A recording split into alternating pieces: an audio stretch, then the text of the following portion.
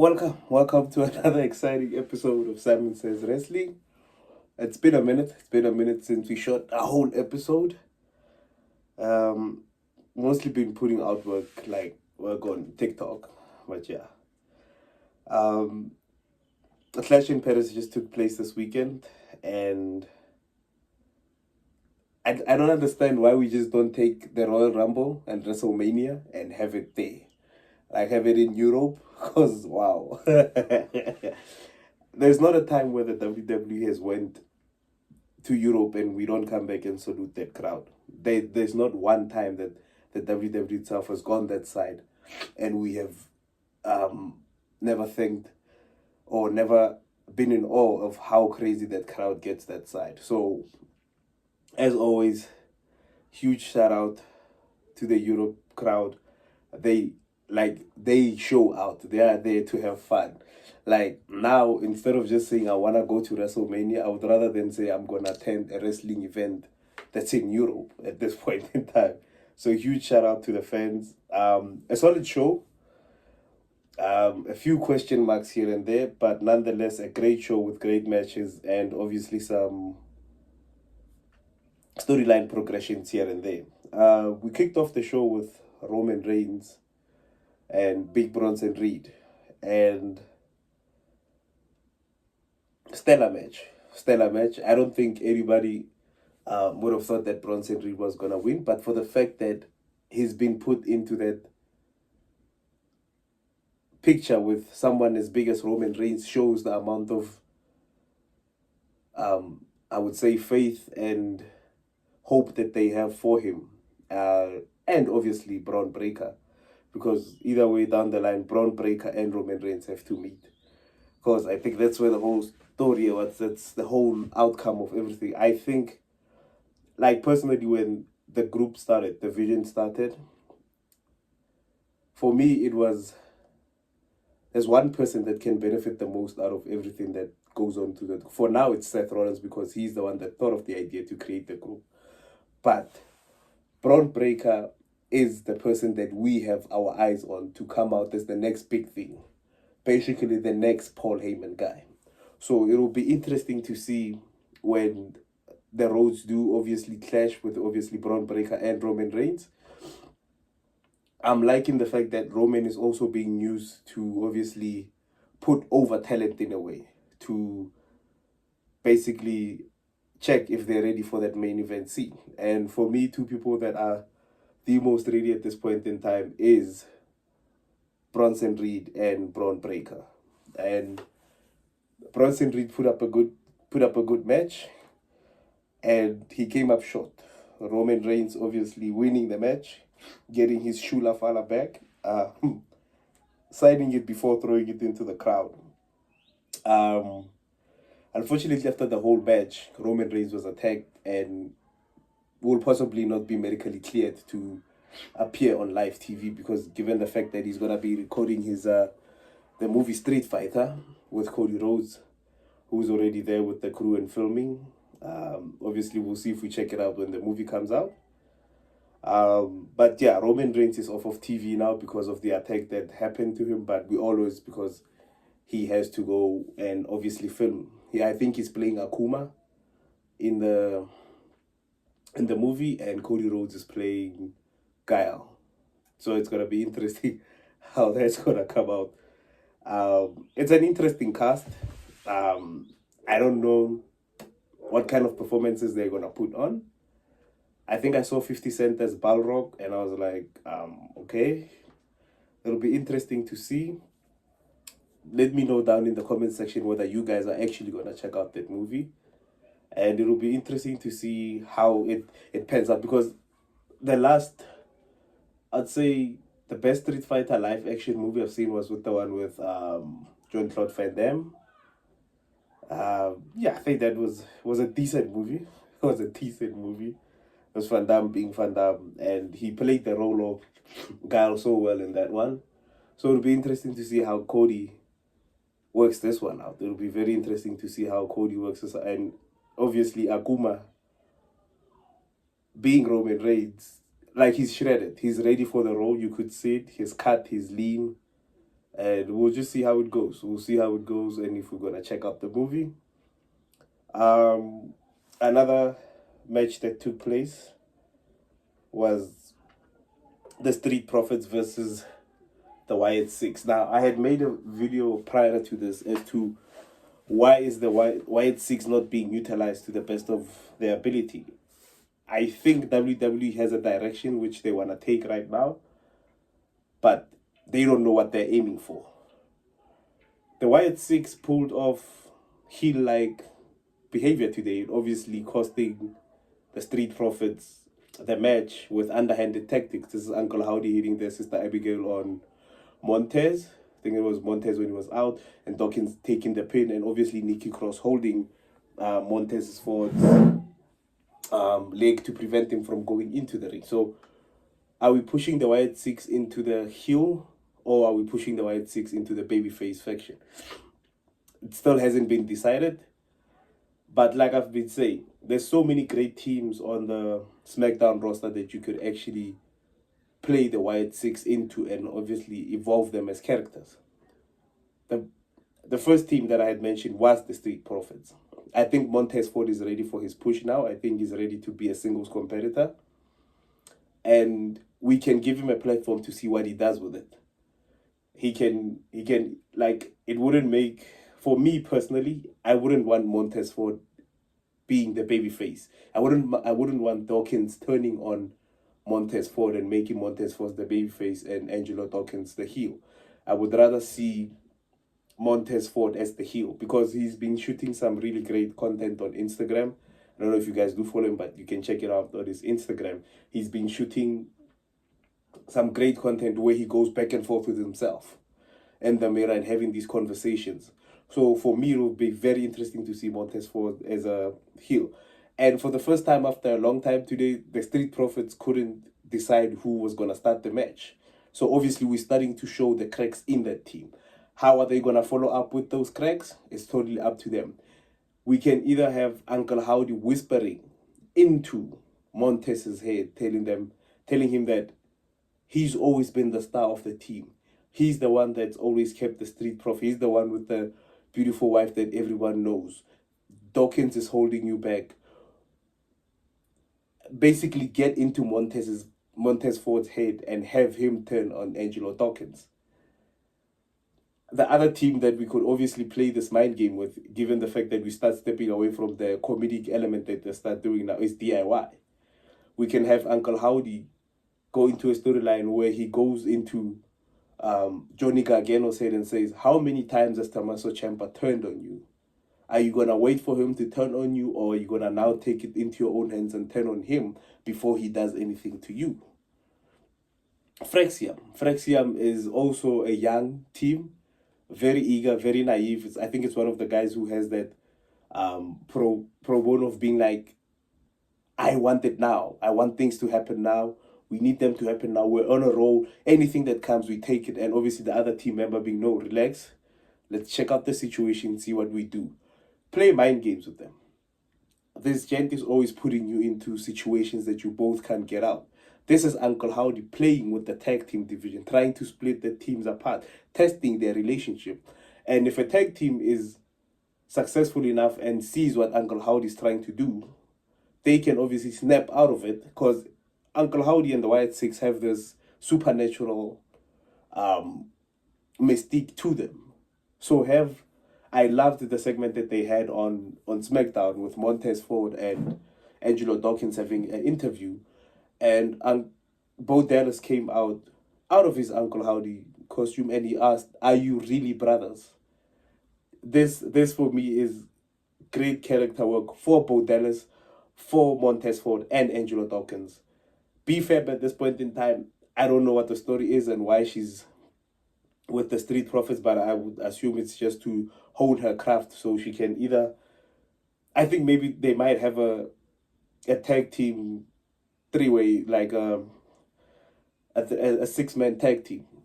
Two Street Profits, B-Fab versus Uncle Howdy, Eric Rowan, and Nikki Cross.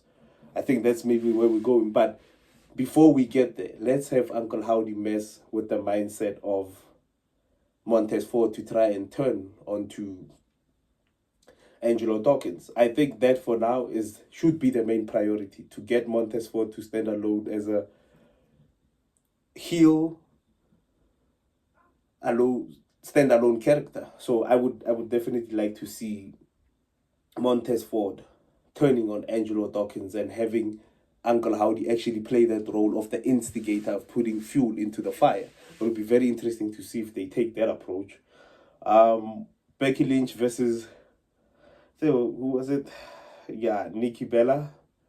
There's a point in the match where she just kicked the living bejesus out of John Cena during the match, and I think Becky Lynch took advantage of that, obviously pinning her and retaining the Intercontinental Championship. It was a nice feud to have, but we weren't really getting anywhere with that because it had just turned into a back and forth of making fun of each other and just demeaning each other down of lack of respect.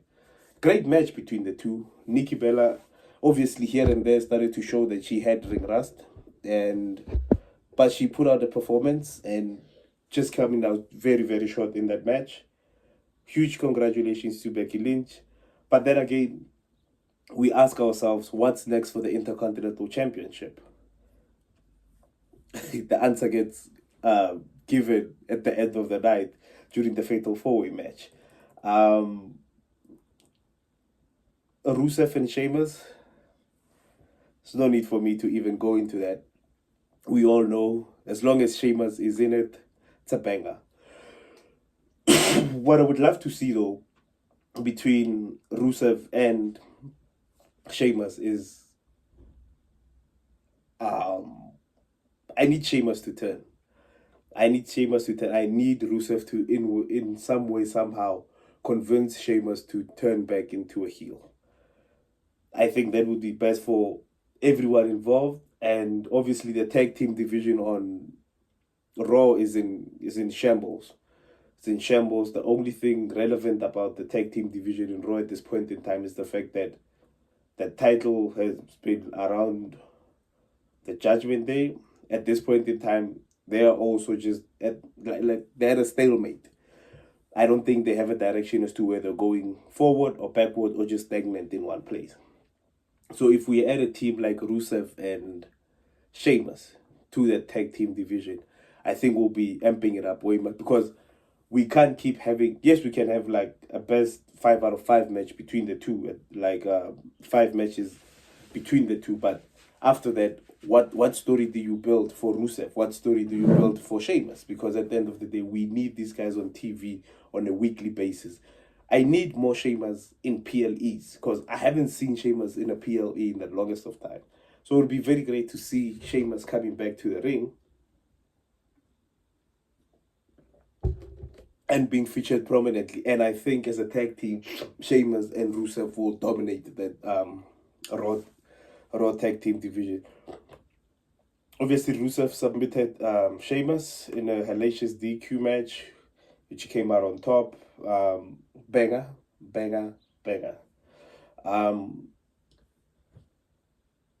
Babyface John Cena is...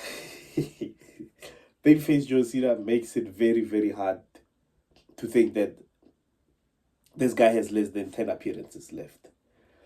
He's going out there every night, every match, and just showing out. This is, to those who recently just started watching wrestling now, this is Super Cena.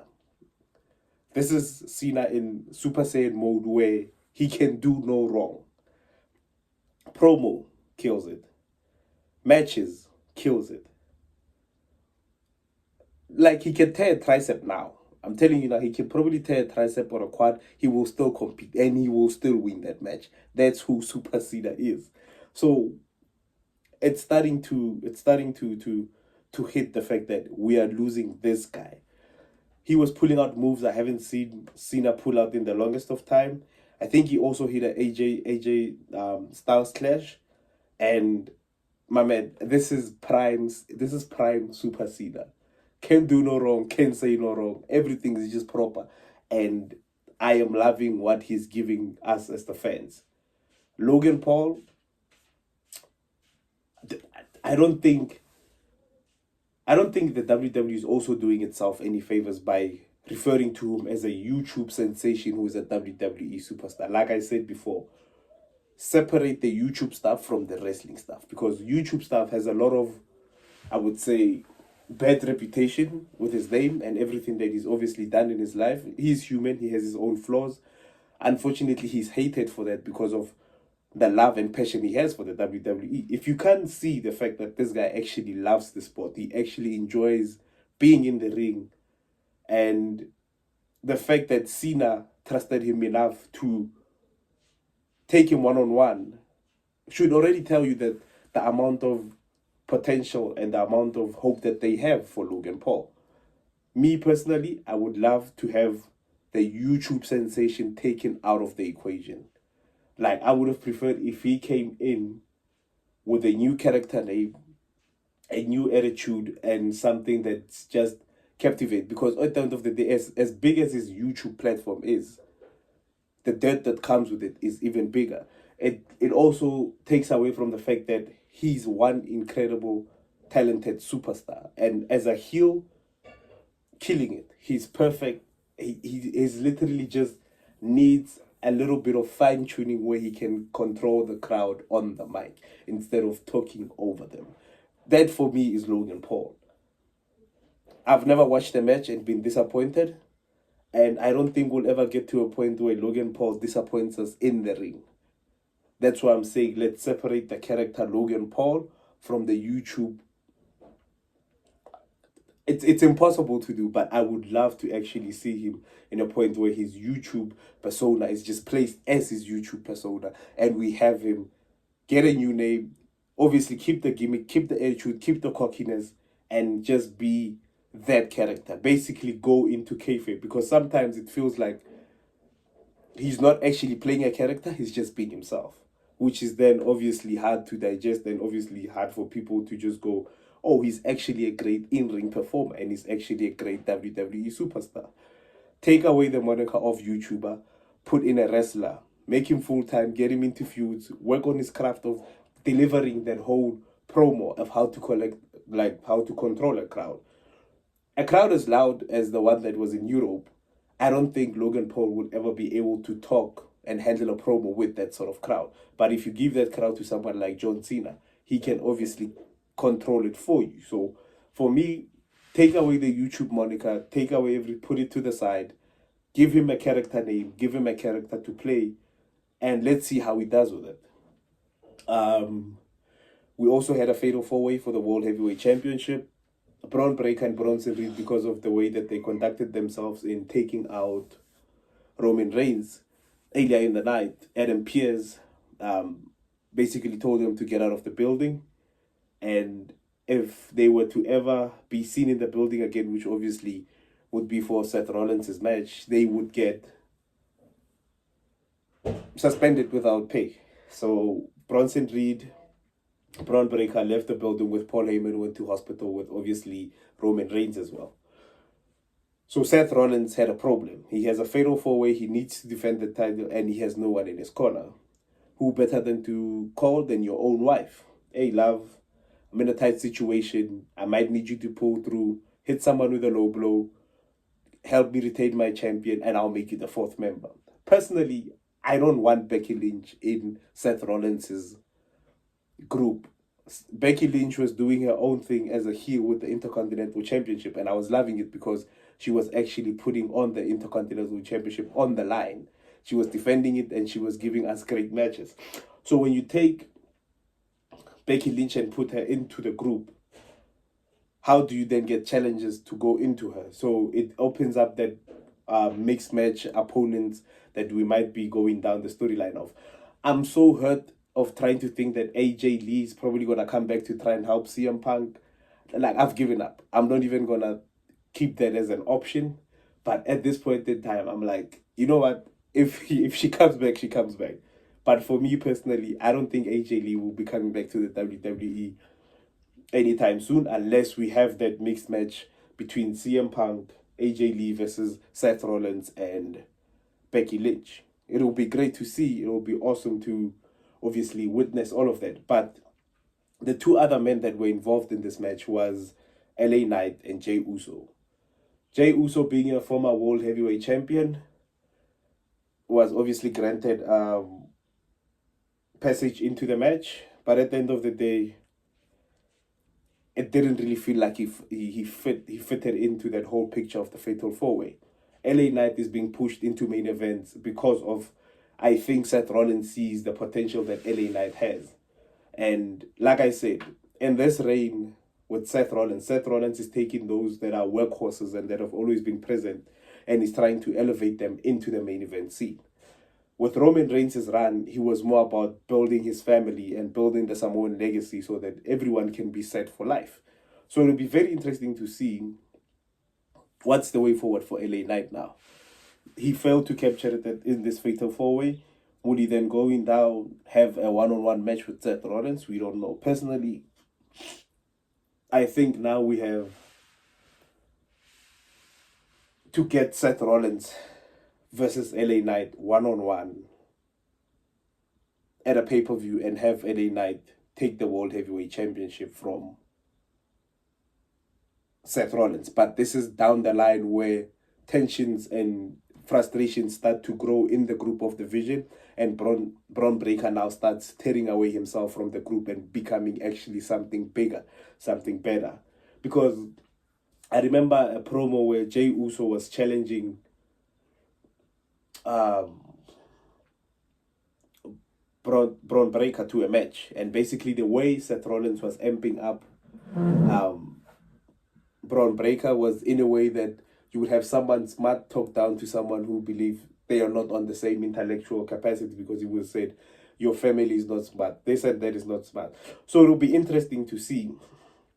But LA Knight, I think, should be the next person to get his fair shot at that World Heavyweight Championship. I don't know when Gunther is coming back. I don't know what the plan is with him as well when he comes back. But for me personally, I think this is LA Knight's time. We'll see how it works out with the whole AJ Lee, but I'm not going to hold my breath on that one. Going forward now, Seth Rollins, Becky Lynch, Bronson Reed, and Braun Breaker. Dominant. They have the power that they want. So now they just need to eliminate everyone one by one by one. And it will be very interesting to see, because I've always said this. I've always said the tag team division on Raw is in shambles. So when Jimmy Uso eventually comes back, how about he joins Jay on Raw, reunite the Usos, have them go into the tag team division and revive everything? Because already from what I've said in this video, we have Rusev and Sheamus, which we can turn into a tag team and obviously build up the tag team division. Jey Uso, Jimmy Uso can go in and put the place on lockdown. Give us banger matches after banger matches after banger matches. Because I can already see it now. If we have Jimmy Uso, Jey Uso, the Usos versus Sheamus and Rusev for the tag team championships, that's already a great match for that one.